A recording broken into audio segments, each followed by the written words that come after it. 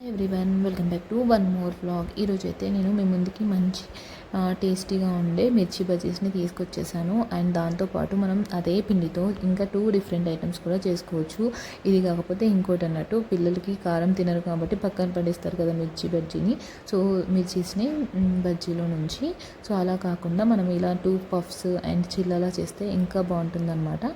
ముందుగా అయితే ఏముండదు, ఫస్ట్ మనము ఒక శనగపిండి తీసుకోవాలి. తర్వాత అందులోనే సాల్ట్, కారము అండ్ నెక్స్ట్ వచ్చి ఓమా వేసుకోవాలి. ఓమ వేసుకుంటే ఏంటంటే మనకి డైజెషన్ ప్రాబ్లం ఏమైనా ఉన్నా శనగపిండి తింటే అది కొంచెం తగ్గిస్తుంది అనమాట.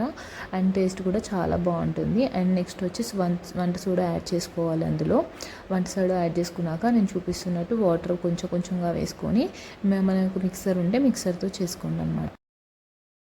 అదే టైంలో నేనైతే పక్కన ఒక ప్యాన్లో కొంచెం ఆయిల్ వేసి హీట్ చేసేసుకున్నాను.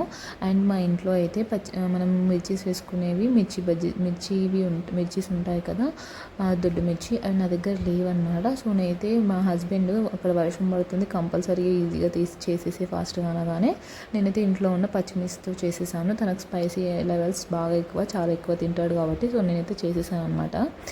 అండ్ టేస్ట్ కూడా చాలా బాగుంది. కొంచెం ఆనియన్స్ వేసుకుంటే ఇలా నేను చూపిస్తున్నట్టు ఎవరికైనా బజ్జీలు వేయడం రాకపోతే మాత్రం ఇట్లా గ్లాస్లో వేసుకొని జస్ట్ ముంచి అందులో వేస్తే చాలా బాగా వస్తాయి.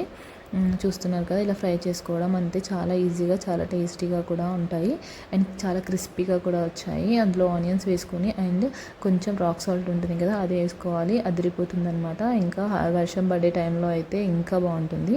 అండ్ అదే పిండి నేను కొంచెం ఎక్కువ కలుపుకున్నాను కదా, అండ్ బాబుకి కూడా పచ్చిమిర్చి తీసేసుకుని తింటాడు కాబట్టి అది ఎందుకులే అని చెప్పేసి ఇలా ఈజీగా బేసన్ పఫ్ కూడా చేసేసాను. చాలా టేస్టీగా ఉంటాయి. ముందు ఆయిల్గా మనము పోపు గిన్నె ఉంటుంది కదా, ఆ పోపు గిన్నెలో కొంచెం ఆయిల్ వేసుకోవాలి. ఆయిల్ వేసేసుకొని అందులోనే కొంచెం బేసన్ ఉంటుంది కదా, అది వేసేసుకొని ఒక 2 మినిట్స్ కలిస్తే సరిపోతుంది. అండ్ నెక్స్ట్ వచ్చేసి బేసన్ చిల్లా. నాకైతే ఈ ఐటమ్ అయితే చాలా ఇష్టము. నేనైతే ఎప్పుడు ఈజీగా ఏమైనా తినాలి అనిపిస్తే స్నాక్స్ ఇది చేసేసుకుంటాను అనమాట. కొంచెం కలిపేసుకొని తర్వాత నేను వచ్చేసి ఒక ప్యాన్ పెట్టుకొని ఆయిల్ వేసేసుకున్నాను. ఆయిల్ వేసేసుకున్నాక దాంట్లోనే కొంచెం క్వాంటిటీ తీసేసుకుని స్ప్రెడ్ చేసుకోవాలి దోశలాగా. అండ్ 2 సైడ్స్ కాల్చుకోవాలి అంతే. చాలా టేస్టీగా ఉండే బేసన్ చిల్లా రెడీ అయిపోతుంది. అండ్ ఇదైతే మనము ఆనియన్స్తో కానీ సాస్తో కానీ తింటే చాలా బాగుంటుంది. మీరు ట్రై చేసి